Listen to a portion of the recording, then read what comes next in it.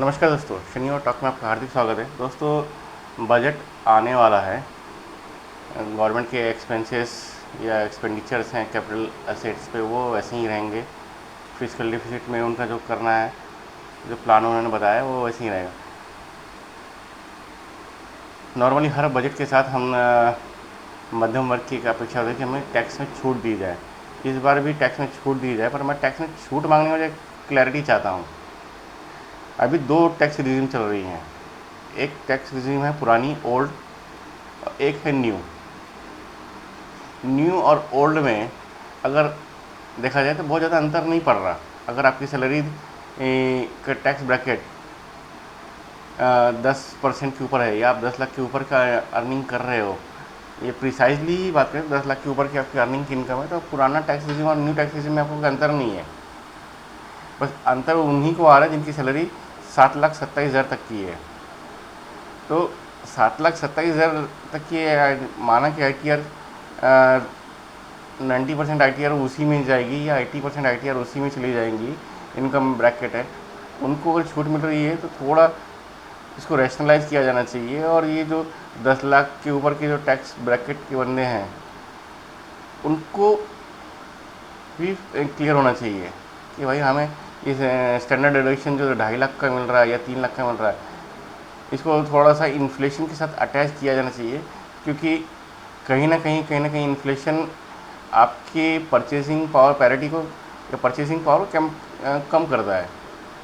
तो इन्फ्लेशन के साथ अगर उसको जोड़ते हैं तो ऑटोमेटिक सबको, अगर हम RBI का जो जैसे इंडेक्सेशन का फिगर आता है पर ईयर, वैसे ही अगर हम RBI इन्फ्लेशन के लिए कोई मैकेनिज़्म बना दे और इनकम टैक्स के साथ उसको अटैच कर दे कि भैया ये आपका स्टैंडर्ड डिडक्शन, आपका अगर पिछले साल 2.5 लाख था, ड्यू टू इन्फ्लेशन 4% का इन्फ्लेशन भी पकड़ लिया हमने, स्टैंडर्ड पकड़ लिए 4% का, और उसमें अगर आपको 20,000 रुपये की छूट मिल सकती है, 2.5% 50,00,000 की छूट मिलती है। 50,000 के बदले हम ये पकड़ते हैं 20,000 की छूट मिल रही है, तो 20,000 वो अपने आप ऑटोमेटिक ऐड हो जानी चाहिए।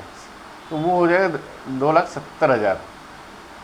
तो एक मिडिल इनकम ग्रुप के लिए एक बहुत बड़ा रिलीफ हो जाएगा कि भाई आप इन्फ्लेशन को हमारे इनकम में अटैच कर रहे हो।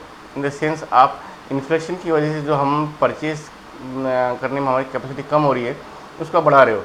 और इसमें अगर ट्रांसपेरेंसी के साथ अगर 1 अप्रैल को इंडेक्सेशन के फिगर रिलीज़ हो रही है, तो पास्ट एक्सपीरियंस देखते हुए और फ्यूचर सिनेरियो देखते हुए MPC कमेटी तो बैठती है RBI की, उसको तो सारा कुछ पता है कि भाई इस साल कहाँ तक जाएगा। और कुछ अनफोर्सिन इवेंट हो गए तो इन्फ्लेशन कितना स्पाइक होगा, वो सब RBI के पास उसका पूरा डेटा है, हिस्टोरिक डेटा है। ऐसा भी नहीं है कि साल 100 साल का है, पूरा उनका 75 साल का उनका डेटा उनके हाथ में है। तो वो उसको उस मैकेनिज़्म में डाल के, उस डेटा को इस्तेमाल करके, वो मैकेनिज़्म में डाल करके एक बहुत बड़ी राहत दी जा सकती है। एक चीज़, और दूसरी चीज़ है ये ओल्ड रिजीम और न्यू रिजीम, ये दोनों ख़त्म किया जाना चाहिए। या तो आप ओल्ड रिजीम रख लो या न्यू रिजीम रख लो, ये बीच में आप ये ना आधे इधर आधे उधर, बाकी मेरे पीछे, और वो समझ से बाहर की चीज़ें हैं। कन्फ्यूजन रहता है। कोई बंदा अपनी अगर टैक्स प्लानिंग करना चाहे तो कैसे करे? अगर वो भूल गया, उसकी टैक्स प्लानिंग का कैलकुलेशन पुराने टैक्स सिस्टम के हिसाब से, और वो भूल गया अपने एम्प्लॉयर को बताने के लिए या अपने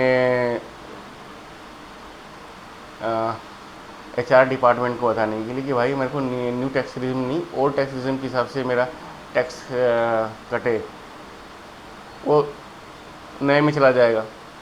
फिर उसको कैलकुलेशंस करो, तो कहीं ना कहीं कन्फ्यूज़न है।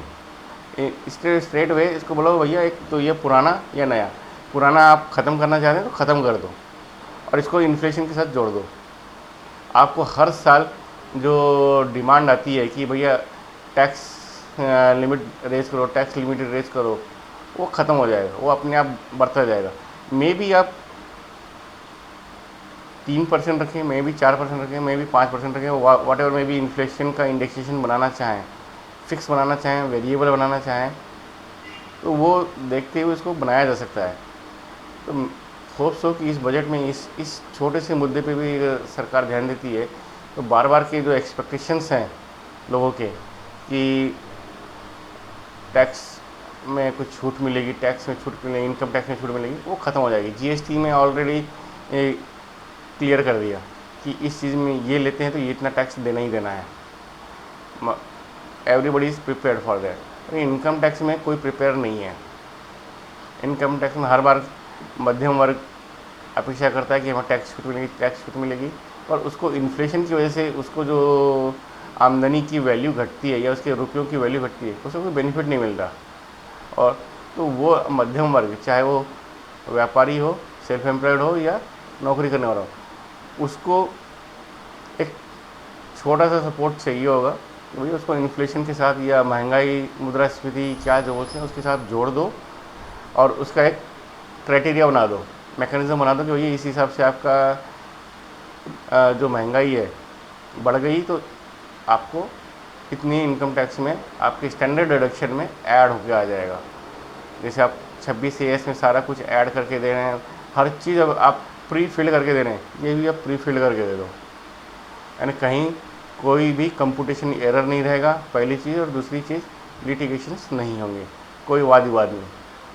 तो देखते हैं अभी 22 तारीख के बाद आसपास के जो बजट आने वाला है, क्या इस बजट में सरकार सोचती है और हम मध्यम वर्गीयों के लिए क्या करती है। दोस्तों आज शनिवार तक में यहीं रुकेंगे, तब तक के लिए धन्यवाद, नमस्कार।